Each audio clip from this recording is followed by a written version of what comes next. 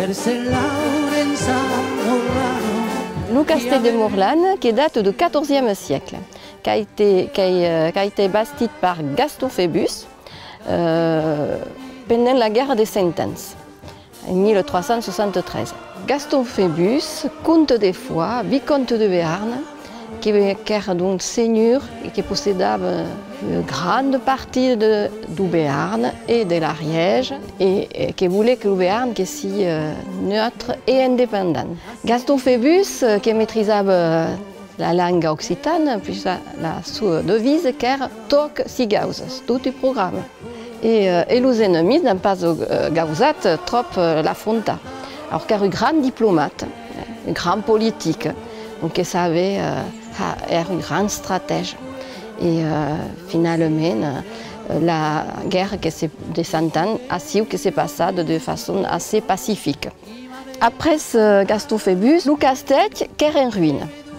Qui avait Bacchus, les serpents qui étaient entrés dans la cour du castell, qui étaient couverts de ronces, et Udi, monsieur et madame Ritter, qui sont cadus amoureux du castell de Morlane, qu'elle a restauré en 1969 ou 71, et n'avaient pas de famille, n'avaient pas de magnades, qu'elle a légué au conseil général à quel moment, elle passe le conseil départemental, qui est devenu propriétaire du département, mais qu'elle est demeurée propriétaire puisqu'elle vivait dans le castell, qui pouvait visiter les appartements privés.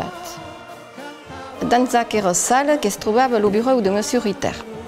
Donc Adar, qui est devenu le salon d'Hélène. L'abbesse Madame Ritter, qui a reçu le plat au public, les visiteurs, et qui a compositions florales dans les différentes salles qu'ils pouvaient visiter.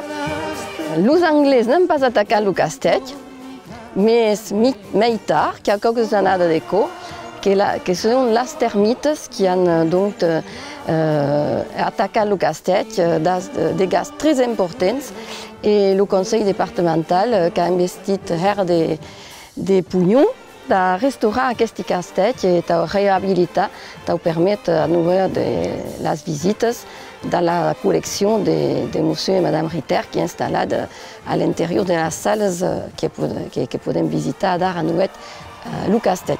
Il y a quelques temps, nous avons reçu l'Ariège, justement, le collège des Foix, qui a voulu qui a eu classe occitane et qui avait dans le castell et l'office du tourisme préparé une animation ludique dans le vocabulaire occitan, donc sous le castell et le village, et finalement, qui a été une grande réussite. Nous avons encore des demandes de perdurer la langue occitane, qui garde nos racines et qui a quelques écoles qui nous demandent, qui ont la demande justement des animations en occitan.